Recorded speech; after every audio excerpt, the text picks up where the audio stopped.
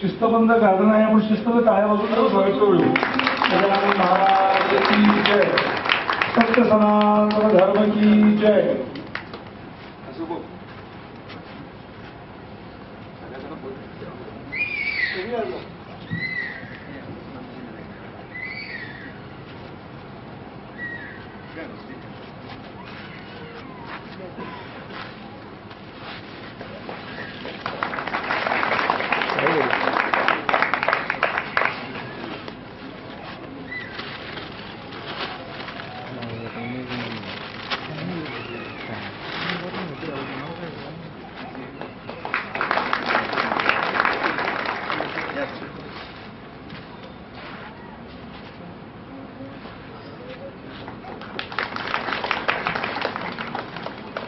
मग या कार्यक्रमात आमची एक मैत्री झाली आम्हीची मुलांशी. एक पीई सिव्हिल आणि डायनामिक पर्सनॅलिटीवाला आम्हीची यांना विनंती करू त्यांनी पुढे यावं.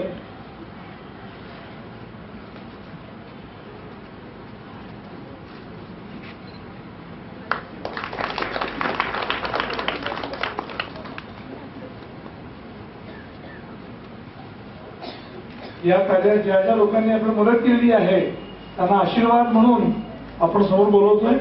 सुरुवातीला नाव घेतो हरिभाऊ डोळसे. डोळसे सर.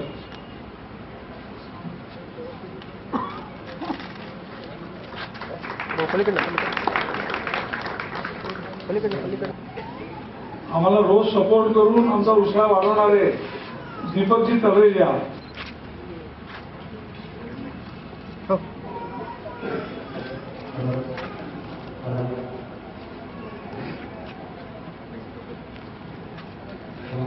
एक विशेष व्यक्तिमत्व आहे ज्यांनी खूप चांगला सपोर्ट केला आहे यज्ञाला.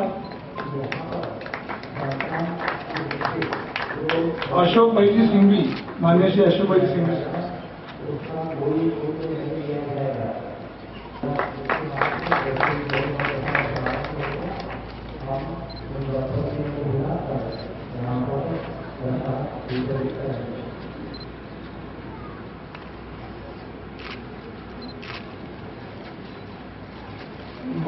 वाळिंबे काकू.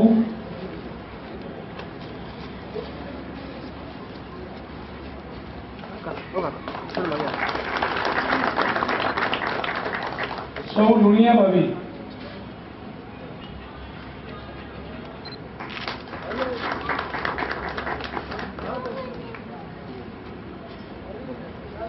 कॅप्टन बागल.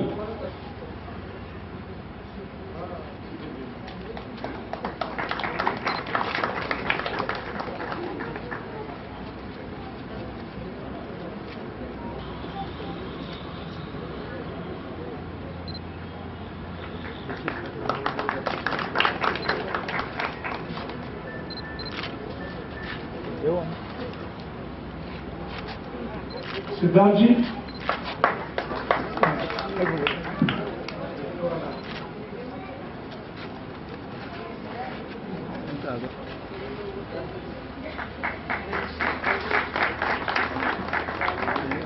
माननीय श्री गणेश भाऊ शहा.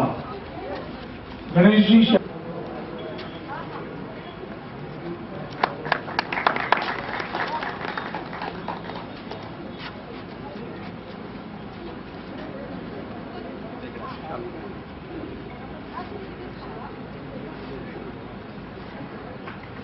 श्यामजी गुप्ता. काशी.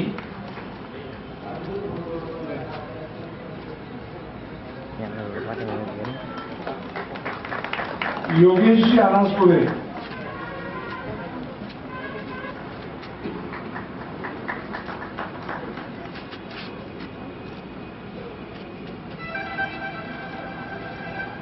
श्री उबाळासाहेब संगमनेर.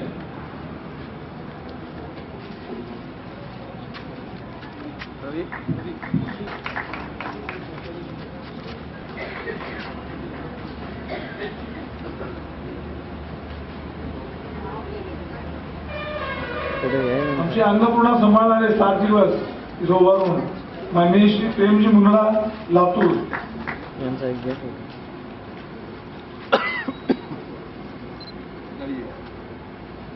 डॉक्टर जाधव साहेब.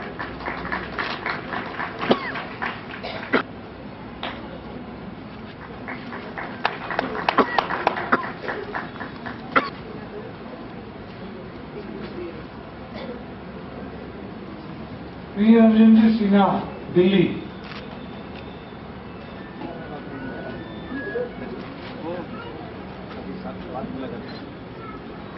ये विठल भगवान के गीत बहुत बढ़िया गाते हैं। इनसे अनुरोध है कि विठल भगवान का गीत गावे वो 2 मिनट के लिए। विठ्ठल विठ्ठल विठ्ठला माझा विठ्ठल पांडुरंग विठ्ठला। सभी साथ में गाएं। विठ्ठल विठ्ठल विठ्ठला माझा विठ्ठल पांडुरंग विठ्ठला। विठ्ठल विठ्ठल विठ्ठला माझा विठ्ठल पांडुरंग विठ्ठला। विठ्ठल विठ्ठल विठ्ठल विठ्ठल विठ्ठल विठ्ठल विठ्ठल विठ्ठल विठ्ठल विठ्ठल विठ्ठल विठ्ठल विठ्ठल विठ्ठल विठ्ठल विठ्ठल विठ्ठल विठ्ठल विठ्ठला गुरु विठ्ठल पांडुरंग विठ्ठला।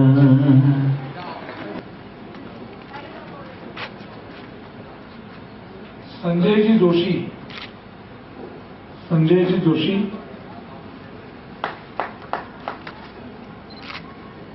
रसूल भाई,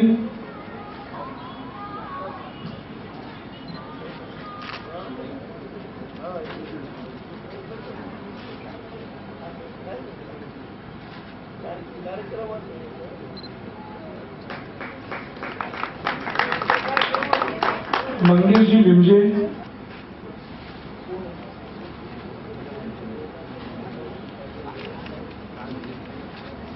दीपक वाळुंजकर, किरण टकले, किरण टकले, शिरीषी कुलकर्णी,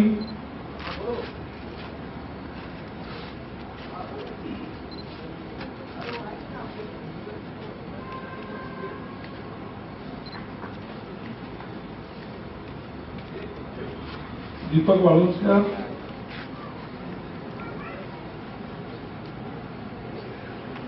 शेखर जी घटने,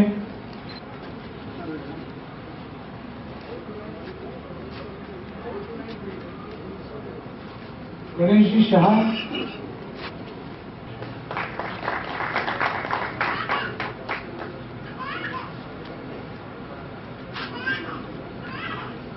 हे एवढं मोठं मंडप आणि बाकी झाशीवाले श्यामजी,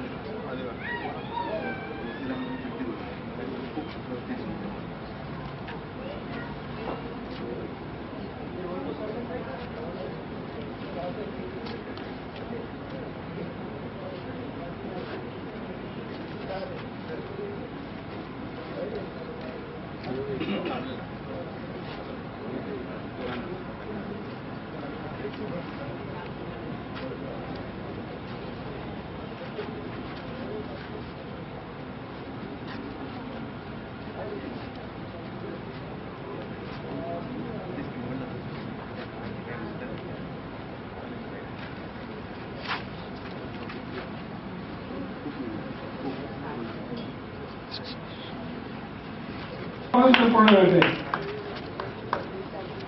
आणि हस्ताचा सगळा त्याग केले त्यांनी खूप चांगलं.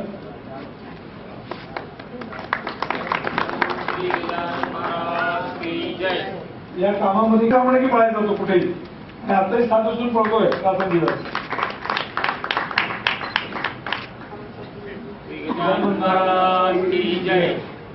शब्द बोलणार आहे. मगाशी रविजने डॉक्टर पुरुषोत्तम परिचय होऊन दिला. त्यांचे वडील श्रीकांतजी आणि श्रीकांतजी वडील परसोशी गजान महाराज असा परिचय होऊन दिला आणि श्रींचे नातू असा परिचय सांगितला.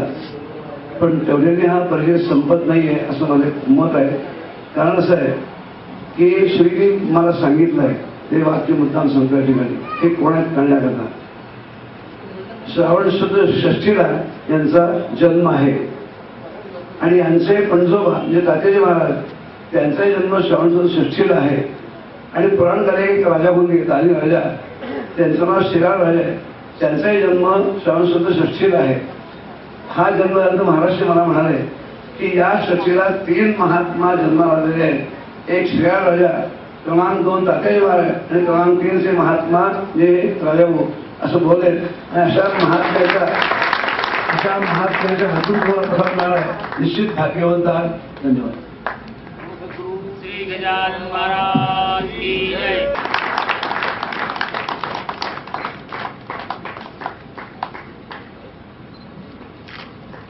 मी काल बोललो होतो की वीर आहे, आडनाव जाजू आहे, त्यांनी महावीर निर्माण केले. त्या प्रत्येकाच्या खांद्यावरती जो दिलं आणि जा काम करून सांगितलं असे ते महावीर आहेत. घरी सुरेखा आहे, त्यामुळे प्रश्नच नाही की जे काम होईल ते व्यवस्थित होणार आहे. आणि पाठीशी भाऊ उभा आहे, पुष्पलता हसते आहे असं मी काल बोललो होतो. आणि म्हणून त्यांचं कौतुक करावं तर थोडंच आहे अशा झाले.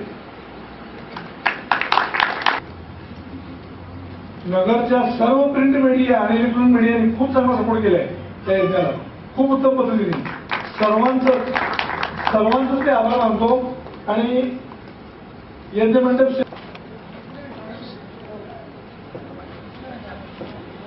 यज्ञदान नवकर्म स्वाध्याय निरतो भवेत् एष एव हि श्रुतियुक्तः सत्यधर्म सनातनः. आतापर्यंत झालेल्या सगळ्या कौतुक सोहळ्यातून असं वाटतं किंवा असं वारंवार दिसत राहतं की हा अग्नी तसं आपल्याकडे भारतामध्ये आपण जेव्हा विवाह सोहळा असतो, 2 कुटुंब जवळ असतात, तेव्हा पवित्र अग्नीच्या साक्षीने हा विवाह सोहळा केला जातो. तसा हा पवित्र अग्नी या सगळ्या अहमदनगराला एक कुटुंब म्हणून घेऊन आलाय आणि आपल्याला एक संघ करतोय, एका कौटुंबिक नातींमध्ये जोडतोय. हे वारंवार दिसतं. आता ह्याच्या आधी पुण्यामध्ये अशा प्रकारचा कार्यक्रम झाला होता. त्याच्या थोडंसं आधी नेपाळमध्ये देखील अशा प्रकारचा सोमयाग करण्याची संधी मिळाली होती. ते सगळ्या ठिकाणी म्हणजे गेल्या 4-5 वर्षांमध्ये 9-10 वेळेला या सोहळ्यांमध्ये सहभाग होण्याची संधी मिळाली. आणि सगळीकडे असं दिसून येतं की आता रवीजी म्हणाले तसं आतापर्यंत परिचय नसलेले, काही ओळख नसलेले लोक एकत्र येतात. त्याची कीर्ती अवलंबून आहे असं नाही. त्याची मंडप अर्थात उभा करण्यामध्ये यश आणि ते सगळं संपादन करण्यामध्ये खूप मेहनत लागते, पण त्याच्यामागची जी मूळ मेहनत आहे ती त्याची खरी कीर्ती असं मला नेहमी वाटतं. हा एक कुटुंबाचा एक जो हा विचार आहे, एकत्र येण्यात हा जो भाव आहे, एक फॅमिली फिलिंग जी क्रिएट होतीये, तो खरी ह्या अशा कार्यक्रमांची कीर्ती असते. आणि तो खरं ह्या कार्यक्रमावर लागलेला कळस सुवर्णाचा असतो असं मला नेहमी वाटतं की जेव्हा लोक एकत्र येतात एका चांगल्या कामासाठी हात एकामेकाशी जोडतात आणि एक यंत्रणा म्हणून कामं उभी करतात, तेव्हा त्याची खरं भव्यता किंवा त्याची खरी एक दैदिप्यमान सोहळा उभा राहतो. आणि तो इथेही उभा राहिला हे बघून आनंद होतो. मी आता सांगत होतो की अशा प्रकारे कार्यक्रम करणं याच्या मागचा हेतू आपण समजायला हवा. आणि हा मला वाटतं सगळ्यात मुख्य हेतू आहे की जेव्हा कुठलेही भेदभाव, कुठल्याही प्रकारचे परस्पर हेवे दावे विसरून लोक एकत्र येतात, तर काहीही निमित्त असो, ती योजना, तो कार्यक्रम नक्कीच चांगला समजतो मी. कारण ह्या निमित्ताने हृदय जुळतात, भावना एकामेकाच्या कळू लागतात आणि वेगवेगळ्या भागातून भारताच्या, जगाच्या वेगवेगळ्या ठिकाणून लोक एकत्र येऊन एक परिवारासारखे राहतात, काम करतात. आणि जेव्हा घरी परत जातात तेव्हा आपले परिवारजन मागे आहेत, तिकडे आहेत, ह्या भावनेने परत वेगळे होतात की पुढची संधी कधी मिळते ह्याची वाट बघत राहतात. आणि हा जो एक भाव मनामध्ये निर्माण होतोय, तो ह्या कार्यक्रमांचं खरं यश मी मानतो. की जेव्हा मनामधल्या, जसे आपण म्हणतो किंवा ईश्वर प्राप्ती व्हावी, तर ईश्वर प्राप्तीला आत्मसाक्षात्कार हे एक समानार्थी शब्द वापरलेला आहे बऱ्याच वेळेला. आणि आत्मसाक्षात्कार म्हणजे मनातील अत्युच्च अवस्था आणि मनातील अत्युच्च भाव, प्रेम, आदर, श्रद्धा, आस्था, मैत्री, दया ह्या भावांचा उत्कर्ष होणे, हा एक महत्वाचा भाग आपल्याकडे समजला जातो की ह्या भावांचा उत्सर्ग होणे आणि राग, लोभ, मद, मत्सर यांचा विसर्ग होणे ह्या गोष्टी आपल्याला आत्मसाक्षात्काराकडे आणि ईश्वराकडे घेऊन जाणाऱ्या आहेत. आणि मनामधल्या चांगल्या भावालाच ईश्वर ही संज्ञा आपल्याकडे मांडलेली आहे की ईश्वराची ओळख झाली म्हणजे माझ्यातला चांगुलपणा मला कळू लागला. मी जेव्हा चांगला वागतो तेव्हा तितका मी ईश्वराच्या जवळ जात असतो. ही भावना दृढ करावी हा विचार आहे आणि यज्ञ ही यंत्रणा त्याच्यासाठी आहे. मनामधल्या नकारात्मकतेचं ऱ्हास व्हावं आणि उत्तम उत्तम भावनांचा उदय व्हावा आणि मनामध्ये क्रिएटिव्हिटी असेल, दया असेल, कंपॅशन असेल, प्रेम असेल, सद्भाव असेल, मैत्री असेल, एकोपा असेल, ह्या भावांचा उदय व्हावा आणि सर्व भाग घेणारे लोक, सर्व या परिसरात राहणाऱ्या लोकांमध्ये त्या भावांचा उदय होऊन सर्वांनाच त्या ईश्वर शक्तीचा अनुभव व्हावा हा हेतू असतो यज्ञांच्या मार्फत.